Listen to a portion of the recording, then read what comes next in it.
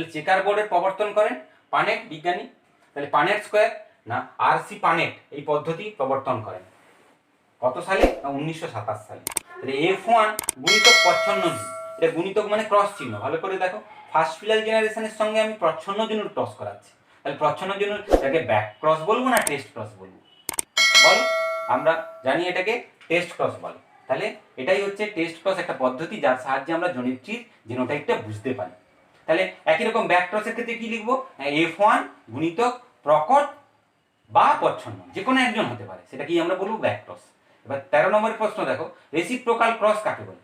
আমি বলেছি যে মেন্ডেল যতগুলো সংকরণ করিয়েছিলেন সবগুলোই রেসিপ্রোকাল ক্রস। রেসিপ্রোকাল মানে যে কোনো একটা গাছের এক ফুলের মধ্যে একটাকে আমরা পুরুষ হিসাবে আর একটাকে স্ত্রী হিসাবে চিহ্নিত করব। তাহলে তোমাকে ইমাস্কুলেশন পদ্ধতির মাধ্যমে সেটাকে স্ত্রী ফুল তৈরি করতে হবে, তবেই সেটার থেকে আমরা রেসিপ্রোকাল ক্রস করতে পারবো। এবার 14 নম্বরে মেন্ডেল 5 জোড়া বৈশিষ্ট্য নিয়ে পরীক্ষা করেন। দেখো এখানে টিক চিহ্ন বা ভুল চিহ্ন, সত্য মিথ্যা যাচাই করতে হবে। মেন্ডেল 5 জোড়া বৈশিষ্ট্য নিয়ে পরীক্ষা করেন না, আমরা জানি 7 জোড়া বিপরীতধর্মী বৈশিষ্ট্য, সুতরাং এটা ভুল, কাটা চিহ্ন হবে। 15 নম্বর প্রশ্ন, স্ফীত ফলের বিপরীত গুণ হলো ড্যাশ। তাহলে স্ফীত ফল যদি হয় তার বিপরীত গুণটা কি? কন্ট্রাস্টিং ক্যারেক্টার থেকে এটা প্রশ্ন, যে 7 জোড়া বিপরীত বৈশিষ্ট্য সেটা কি হবে? না খাঁজযুক্ত ফল। এবার 16 নম্বরের প্রশ্ন, পিসাম স্যাটিভাম হলো ধান, মটর না কলা গাছ? তাহলে পিসাম স্যাটিভাম কোন গাছের বিজ্ঞানসম্মত নাম? ধানের কি অরাইজা স্যাটিভা, মুজা প্যারাইডিসা কলা গাছ, আর মটরের হচ্ছে পিসাম স্যাটিভাম। তাহলে মটর গাছের বিজ্ঞানসম্মত নাম হচ্ছে পিসাম স্যাটিভাম। এরপরে প্রশ্ন, সম্ভাব্য প্রশ্ন 2021 সালের মাধ্যমিকে পার্থক্য লেখো। দেখো অনেকগুলো আমরা যে বৈশিষ্ট্য বা সংজ্ঞাগুলো পড়েছি তার মধ্যে দেখো বিশুদ্ধ ও সংকর জীব, প্রকট ও প্রচ্ছন্ন, জিনোটাইপ ও ফিনোটাইপ, ব্যাক ও টেস্ট ক্রস, জনিত্রী ও অপত্যজনু। এখানে প্রথম অপত্যজনু দ্বিতীয় অপত্যজনুর মধ্যেও পার্থক্য পড়তে পারে। এক সংকর ও দ্বিসংকর জনন আমরা এরপরেই পড়ব, এবং এই এক সংকর এবং দ্বিসংকর জনন থেকে মেন্ডেল যে সূত্রগুলো প্রণয়ন করেছিলেন সেগুলো হলো প্রথম সূত্র এবং দ্বিতীয় সূত্র। তাহলে এই দুটি পার্থক্য আমরা পড়বো এরপরে। এখন আমরা সংজ্ঞাগুলো পড়লাম। টেস্ট ক্রস এক প্রকার ব্যাক ক্রস, ব্যাখ্যা করো। আমি আগেও বলেছি এই প্রশ্নটাও সম্ভাব্য প্রশ্ন। তারপরে মেন্ডেলের মটর গাছ নির্বাচন এবং সাফল্যের কারণ কি? 20 নম্বর প্রশ্ন, মেন্ডেলের মটর গাছ নির্বাচন। তাহলে মটর গাছ নির্বাচন উনি যে করেছিলেন, মটর গাছটা উভয়লিঙ্গ ফুল এবং দ্রুত বংশ বিস্তারে সক্ষম, সহজে চাষযোগ্য, স্বপরাগযোগ ইতর পরাগযোগ ক্ষমতা সম্পন্ন, অনেকগুলো বিপরীতধর্মী বৈশিষ্ট্যের সমন্বয়, সেই জন্য উনি মটর গাছকে নির্বাচন করেছিলেন। এবং ওনার সাফল্যের যে কারণ, 7 জোড়ার মধ্যে কেবল 1টি বা 2 জোড়া বৈশিষ্ট্য নিয়ে উনি পরীক্ষা করেছিলেন। পরীক্ষালব্ধ ফলাফলগুলি 3টি বংশানুক্রম, উনি সেগুলোকে দেখে তারপর সেগুলোকে পানেট স্কোয়ারে স্থাপন করেছিলেন, ফলাফল নির্বাচন করেছিলেন। এইভাবেই মেন্ডেল সাফল্য অর্জন করেছিলেন। অধিক সংখ্যক অপত্যের বিশ্লেষণও করেছেন। আজকে আমরা মেন্ডেল এর বংশগতির যে বিভিন্ন রকমের সংজ্ঞা এবং শব্দ সম্পর্কে জানলাম। এরপরেই আমরা এক সংকর এবং দ্বিসংকর জনন পরীক্ষা পড়ব। ছাত্রছাত্রী, তোমরা আজকে আমরা যেগুলো পড়লাম, এই যে প্রশ্নগুলো বললাম, এই প্রশ্নগুলো ওয়ার্কশিট তোমরা রেডি করবে। রেডি করে লকডাউন কেটে গেলে শিক্ষক শিক্ষিকাদের সাহায্যে নিয়ে তোমরা এগুলো ভালো করে পড়াশোনা করবে। সবাই ভালো থাকো, আমরা এই কঠিন পরিস্থিতি থেকে খুব ভালোভাবে জয় করব এই আশা রাখলাম। প্রিয় ছাত্রছাত্রী, এখন আমরা পড়ব এক সংকর জনন পরীক্ষা, মেন্ডেলের এক সংকর জনন পরীক্ষা বা মনোহাইব্রিড ক্রস। মনোহাইব্রিড, দেখো মনো মানে হচ্ছে এক, আর এক তার জন্যই বাংলা হচ্ছে এক সংকর জনন পরীক্ষা। এই মনোহাইব্রিড মানে এক জোড়া বিপরীত বৈশিষ্ট্য সম্পন্ন একই রকমের দুটো জনিত্র জীবের মধ্যে যদি জনন ঘটানো হয়, সেই প্রকার জননকে বলা হয় মনোহাইব্রিড ক্রস বা এক সংকর জনন। মেন্ডেল এই এক সংকর জননের পরীক্ষা দীর্ঘাকার মটর গাছ নিয়েছিলেন, ক্যাপিটাল টি, আর দেখো খর্বাকার মটর গাছ নিয়েছিলেন, স্মল টি। এই খর্বাকার মটর গাছ এবং দীর্ঘাকার মটর গাছ, এগুলো 3টি জনু পর্যন্ত একই রকম স্বনিষেধ ঘটানোর ফলে বা স্বপরাগ যোগ ঘটানোর ফলে এই গাছগুলো, মটর গাছ খর্বাকার হোক আর দীর্ঘাকার, দুটোই খাঁটি বৈশিষ্ট্য সম্পন্ন হয়েছিল। সেই খাঁটি বৈশিষ্ট্য সম্পন্ন গাছগুলোর মধ্যে আমরা এদেরকেই পিজন হিসাবে নির্বাচিত করেছি বা মেন্ডেল করেছিলেন। এবং এই পিজনগুলোর মধ্যে সমসংকর জীব, দেখো আগে আমরা জেনেছি ক্যাপিটাল টি এবং স্মল টি এরা সমসংকর জীব, মানে একই রকমের অ্যালিল আছে, এখানে ক্যাপিটাল টি এখানে স্মল টি। এবার দীর্ঘাকার মটর গাছ থেকে আমরা যে গ্যামেট পাবো, দুটো একই রকমেরই গ্যামেট পাবো, ক্যাপিটাল টি। আর খর্বাকার মটর গাছ থেকে পাবো দুটো একই রকমের গ্যামেট, স্মল টি। এদেরকে বলা হয় পি গ্যামেট বা প্যারেন্টাল জুনুল গ্যামেট। তাহলে এদের যে কোনো এর থেকে একটা গ্যামেট, এর থেকে একটা গ্যামেট নিয়ে আমরা ইতর পরাগযোগ ঘটাবো। ইতর পরাগযোগ ঘটালে যে জীবটি তৈরি হবে সেটা হচ্ছে শঙ্কর লম্বা একটা মটর গাছ তৈরি হবে, যার বাহ্যিক বৈশিষ্ট্য বা ফেনোটাইপিক বৈশিষ্ট্য হচ্ছে শঙ্কর লম্বা, আর জেনোটাইপিক বৈশিষ্ট্য হচ্ছে ক্যাপিটাল টি স্মল টি। এটাকে F1 জনু বলা হয় বা ফার্স্ট ফিলার জেনারেশন। এই অপত্য থেকে আবার আমরা গ্যামেট পাবো, ভালো করে লক্ষ্য করো, একটা হচ্ছে ক্যাপিটাল টি আর একটা স্মল টি, দুটো গ্যামেট। সবসময় তোমরা মাথায় রাখবে যে গ্যামেটগুলোকে আমরা সবসময় গোল গোল দাগ দিচ্ছি, কিন্তু দেখো অপত্যগুলোকে কোনো গোল দাগ দিচ্ছি না, এটা যেন ভুল না হয়। গ্যামেট তৈরি হচ্ছে কেন না, সেটা হচ্ছে এন বা হ্যাপ্লয়েড অবস্থায় থাকে, আর যেগুলো অপত্য সেগুলো কিন্তু দেখো ডিপ্লয়েড অবস্থায় থাকে, ওই জন্য দুটো দুটো করে আছে পাশে পাশে। আর যেগুলো গ্যামেট হয়েছে সেগুলো সবসময় হ্যাপ্লয়েড বা এন, সেই জন্য সেগুলোকে গোল গোল করতে হয়। তাহলে F1 জনু থেকে যে দুটো গ্যামেট তৈরি হলো তাদেরকে বলা হয় F1 গ্যামেট। এখানে আমরা দেখতে পাচ্ছি ক্যাপিটাল টি আর স্মল টি। এবার এই F1 গ্যামেটগুলোকে নিয়ে আমরা যদি স্বপরাগযোগ ঘটাই, অর্থাৎ আমরা চেকার বোর্ড বা পানেট স্কোয়ার পড়েছি, দেখো একটা বোর্ড, সেই বোর্ডের একদিকে এইদিকে তীর চিহ্ন, অতএব এটা হচ্ছে পুংগ্যামেট হিসাবে কাজ করছে। তাহলে এই ক্যাপিটাল টি স্মল টি বসিয়েছি, একই রকম কালার দিয়েছি তোমাদের বোঝার সুবিধার্থে। আর উল্টো দিকে দেখো যে এটাকে স্ত্রীগ্যামেট হিসাবে একই রকম, তাহলে একটা ক্যাপিটাল টি একটা স্মল টি। এবার কিভাবে দেখো, যেরকম আমরা অঙ্কের নিয়মে গাণিতিক ক্যাপিটাল টি দেখো কালার দিয়েছি, এই দুইটার কালার, তাহলে এটা এটা মিলে ক্যাপিটাল টি হয়েছে, এটা 1 নম্বর। দেখো এখানে বিশুদ্ধ লম্বা মটর গাছ। আবার এই ক্যাপিটাল টি আর এই স্মল টি, তাহলে ক্যাপিটাল টি স্মল টি এটা 2 নম্বর, এটাকে বলা হয় শঙ্কর লম্বা মটর গাছ। আবার 3 নম্বরে দেখো এই যে স্মল টি আর ক্যাপিটাল টি, এখানেই লক্ষ্য করো ভালো করে, গুণ প্রথমে হচ্ছে স্মল টি ছিল, তাহলে আমি স্মল টি লিখতে পারতাম, কিন্তু আমি বলেছি যে কখনোই যদি প্রকট গুণ থাকে তাহলে কখনোই প্রচ্ছন্ন গুণ আগে বসতে পারে না, এটা কিন্তু তোমরা খেয়াল রাখবে সবসময়। ক্যাপিটাল টি এবং স্মল টি, তাহলে 3 নম্বর একই রকম শঙ্কর লম্বা গাছ মটর গাছ। এবার স্মল টি আর স্মল টি, এই স্মল টি, তাহলে স্মল টি 4 নম্বর বিশুদ্ধ বেটে গাছ। তাহলে এটা আমরা যদি দেখি 4টা গাছের মধ্যে একটা মাত্র বিশুদ্ধ লম্বা, সেই জন্য এটা 25%, অর্থাৎ 4টার মধ্যে একটা। আর শঙ্কর লম্বা গাছ দেখো দুটো পেয়েছি, সেই জন্য এটা 50%, মানে 50% গাছ। আর বিশুদ্ধ বেটে এটা হচ্ছে 25% গাছ উৎপন্ন হয় F2 জেনারেশনে বা সেকেন্ড ফিলার জেনারেশন। তাহলে এই যে জননটা সম্পন্ন হলো এটা হচ্ছে মনোহাইব্রিড ক্রস, এবং মেন্ডেল এই মনোহাইব্রিড ক্রসটা করেছিলেন, তাতে যে ফিনোটাইপিক অনুপাতটা পেয়েছিলেন 3:1, এবং জেনোটাইপিক যে অনুপাত দেখো একটা বিশুদ্ধ লম্বা আর দুটো হচ্ছে শঙ্কর লম্বা, ওই জন্য 2, আর লাস্টে বিশুদ্ধ বেটে 1, সেই জন্য 1:2:1।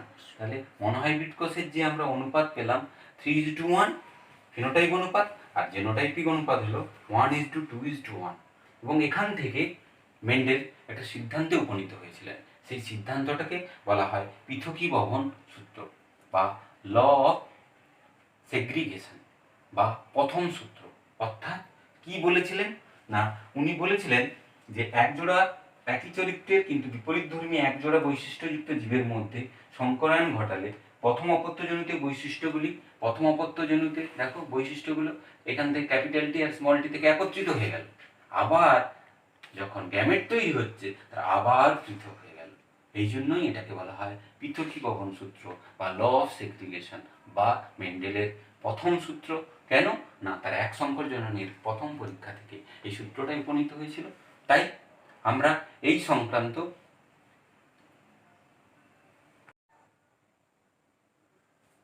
দ্বিসংকর জনন পরীক্ষা, মেন্ডেলের দ্বিসংকর জনন পরীক্ষা বা ডাই হাইব্রিড ক্রস।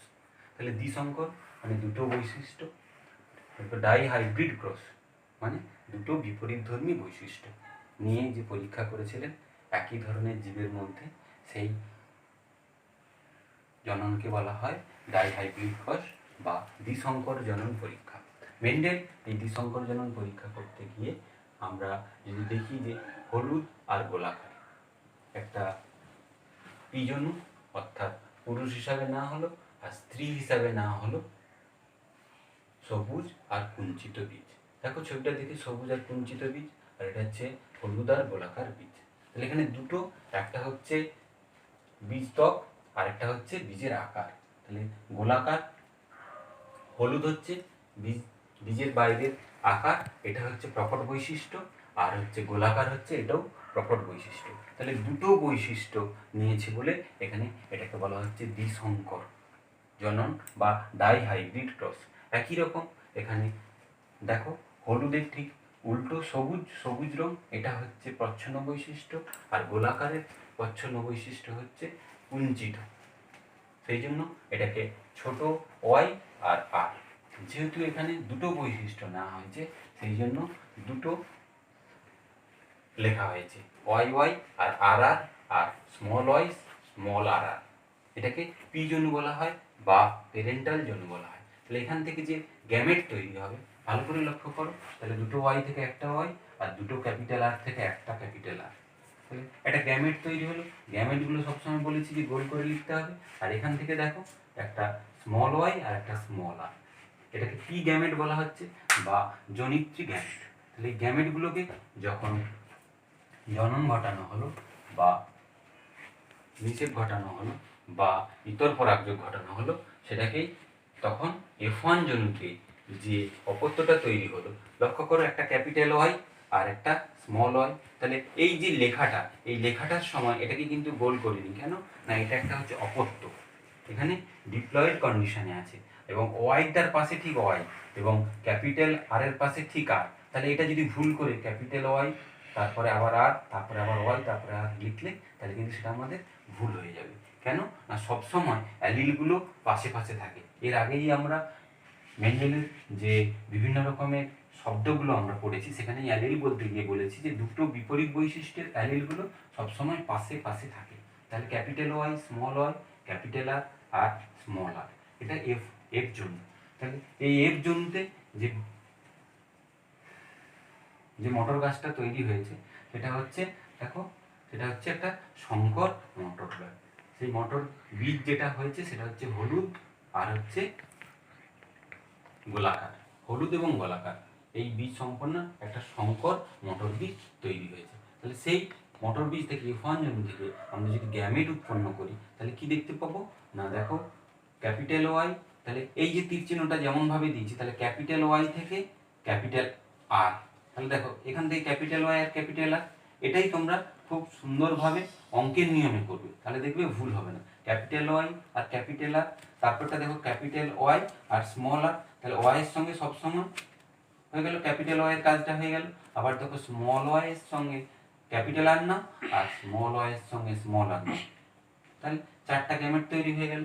তাহলে এগুলোকে বলা হচ্ছে এফ জোন থেকে যেহেতু গ্যামেটগুলো তৈরি হচ্ছে এই জন্য এদেরকে বলা হয় F1 গ্যামেট। তাহলে ক্যাপিটাল ওয়াই আর capital Y small R, small Y capital R এবং স্মল ওয়াই স্মল আর, চারটি গ্যামেট তৈরি হয়েছে। তাহলে এই গ্যামেটগুলোকে বলা হবে F1 গ্যামেট। তাহলে এই F1 গ্যামেটগুলোকে নিয়ে আমরা স্বপরাগযোগ ঘটাবো, তখন আমরা তাহলে F2 অপত্যর জন্য পাবো F2।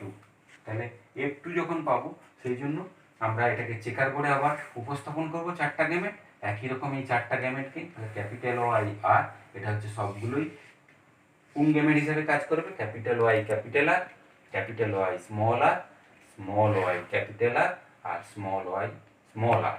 একই রকম স্ত্রী গ্যামেট হিসেবে যে চারটা গ্যামেট কাজ করছে, capital Y capital R, capital Y small R, small Y capital R এবং স্মল ওয়াই স্মল আর। এবার দেখো অঙ্কের নিয়মে যেমন কোনাকুনি গুণ করি আমরা, তাহলে ক্যাপিটাল ওয়াই